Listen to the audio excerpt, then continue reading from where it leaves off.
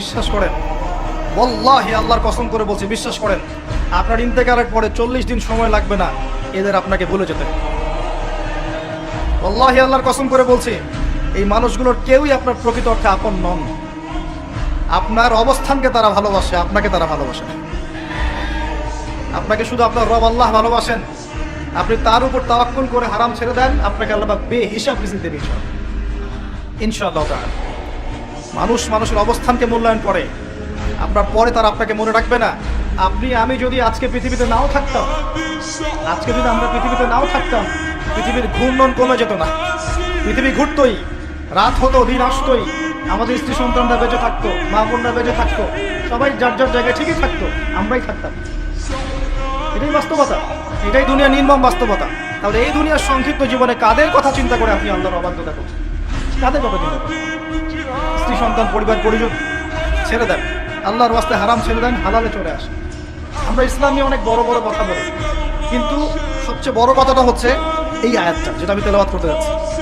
ইয়া আইয়ুহাল্লাযীনা আমানু, হে মুমিনগণ, আলাইকুম আনফুসাকুম, তোমরা নিজেরা আগে নিজেদের নফসটাকে ঠিক করো, নিজেরা ভালো হও, পরের দিকে আঙ্গুল পরে উঠাও, নিজেরা ঠিক হও।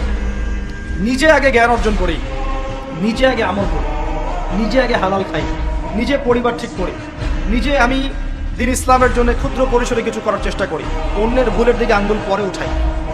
দেখবেন ইনশাআল্লাহ প্রত্যেকে যদি নিজের ফিকির করি, আস্তে আস্তে সমাজ ঠিক হয়ে যাবে। নিজে ঠিক না হলে কিচ্ছু ঠিক হবে না। আর নিজে ঠিক না হয়ে মানুষকে ঠিক করতে যাওয়া ঠিক নয়। একটা বাতি যখন জ্বলবে, একটা বাতি থেকে আরো অনেক বাতি জ্বলবে ইনশাআল্লাহ। আল্লাহ পাক আমাদের সবাইকে হালাল রিজিক অন্বেষণ করার তৌফিক এনায়েত করুন। আমি যাদের হালাল রিজিকের সমস্যা আছে, আল্লাহ পাক যেন বেহিসাব রিজিকের ব্যবস্থা করে দেন। আমি আপনার আমার সম্পদ সুদের মধ্য দিয়ে লুটে নেওয়া হয়েছে, সম্পদ পেপার মানির মধ্য দিয়েও সাক করা হয়েছে। পৃথিবীর একটা অংশ দিন দিন ধনী হয়েছে, আর একটা অংশ ডে বাই ডে প্রপার্টি ডিস্ট্রিবিউশনের মধ্যে চলে গেছে। এগুলো বুঝতে আরো সময় লাগবে, আরো দিন যেতে দেন, 5 বছর 10 বছর যাক, আপনারা নিজেরাই বুঝতে পারবেন ইনশাআল্লাহ। বিষয়টা হচ্ছে যে এগুলো ভবিষ্যৎবাণী নয়, এগুলো বর্তমান। যখন মানুষ বাহ্যিক এবং অভ্যন্তরীণ জ্ঞান রাখবে না, তার কাছে বর্তমানের ঘটনাকে ভবিষ্যৎ মনে হবে। বর্তমান সম্পর্কে মানুষ যখন ওয়াকেফাল থাকবে না, গাফেল থাকবে যে বিশ্বে কি হচ্ছে, কি চলছে, জিওপলিটিক্সে কি চলছে, মিলিটারি সেকশনে কি চলছে, ইকোনমিক্সে কি চলছে, এই ফিতনাগুলোর মধ্যে, তখন মানুষের কাছে মনে হবে এগুলো হয়তো ভবিষ্যৎবাণী। আসলে এগুলো ভবিষ্যৎবাণী নয়, এগুলো সবই বর্তমান। বর্তমান সম্পর্কে আপনি অজ্ঞ বলেই বা আপনি জ্ঞান অর্জন করার ফিকির নেই বলেই আপনার কাছে এগুলোকে ভবিষ্যৎবাণী মনে হচ্ছে। আপনি দুই চোখ খোলেন, খিদিরের মতো হন আলাইহিস সালাম, আপনি দেখবেন সবকিছু আপনার কাছে স্পষ্ট হয়ে যাবে। আমরা এমন একটা সময় বাস করছি যেখানে আখিরুজ জামানের ম্যাক্সিমাম সাইনগুলো দেখা যাচ্ছে। ম্যাক্সিমাম ডে বাই ডে আপনি ধর্ষণের বৃদ্ধি দেখতে পারবেন, ডে বাই ডে আপনি জেনা বাড়বে দেখবেন, মাদকদ্রব্য মানুষ বেশি বেশি খাবে। একটা মানুষ খুঁজে পাবেন না যে ব্যক্তি সুদ থেকে 100% মুক্ত থাকতে পারবে, একটা মানুষ পাবেন। বাহ্যিক বিষয় বাদ দেন, ইন্টারনালে আসেন। মনে করেন আমি একটা বাসায় ভাড়া থাকি, বাসার মালিক লোন নিয়ে বাড়ি করেছে, আমার মতো আরো 10টা ভাড়াটিয়া আছে, সবার টাকা নিয়ে এসে লোন শোধ করছে, পরোক্ষভাবে আমিও সুদ খাচ্ছি, আমিও সুদের সাথে সম্পৃক্ত আছি। এটা সেই জামানা যে জামানা সম্পর্কে নবী সাল্লাল্লাহু আলাইহি ওয়াসাল্লাম বলেছিলেন যে ব্যক্তি সুদ থেকে দূরে থাকতে চাইবে, আখিরুজ জামানে তার গায়েও সুদের ছিটাফোঁটা গিয়ে লাগবে, কেউ মুক্ত থাকতে পারবে। টপ টু বটম দেখবেন সুদি কারবারের সয়লা। আর কেন রাগ হচ্ছে না আমার সাথে?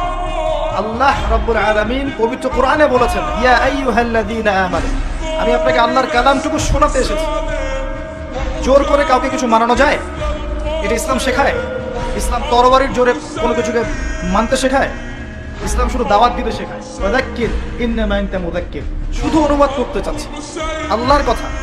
যে কোনো আলেমের কাছে গিয়ে অনুবাদের সত্যতা যাচাই করে নিয়ে আল্লাহ বলছেন, ইয়া আইয়ুহাল্লাযীনা আমানু, হে মুমিনগণ, ইত্তাকুল্লাহ, তোমরা আল্লাহকে ভয় করো, ওয়া যারু মা বাকিয়া মিনার রিবা, সুদগুলো ছেড়ে দাও, সুদের অবশিষ্ট অংশগুলো ছেড়ে দাও। ইন কুনতুম মুমিনিন, যদি প্রকৃত অর্থে মুমিন হয়ে থাকো। ওয়া ইন লাম তাফআলু, যদি তোমরা এই কাজটা না করো, অর্থাৎ সুদ না ছেড়ে দাও। ওয়া ইন লাম তাফআলু, যদি তোমরা সুদ না ছাড়ো, কে বলছেন? ফাযারু বিহারবিন মিনাল্লাহি ওয়া রাসূলিহি, তাহলে আল্লাহ এবং তার রাসূলের সাথে যুদ্ধের ঘোষণা শুরু করো।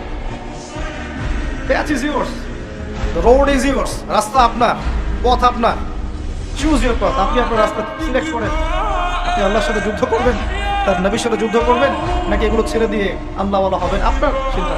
কে আপনাকে বাধ্য করবে? কেউ নেই বাধ্য করবে, কেউ বাধ্য করবেন আপনাকে। এটা আপনি ফিকির করবেন সারা জীবন যে হারাম রিজিকটা আপনি খাচ্ছেন, এইটা দিয়ে কি আপনার হজটা কবুল হবে কিনা, এটা দিয়ে আপনার উমরাটা কবুল হবে কিনা, এই টাকায় যখন সন্তান সন্ততি বড় হবে এরাও আল্লাহওয়ালা হবে কিনা আপনি ফিকির করেন। আপনি চিন্তা করেন যে নবী মুহাম্মদ সাল্লাল্লাহু আলাইহি ওয়াসাল্লাম জিনা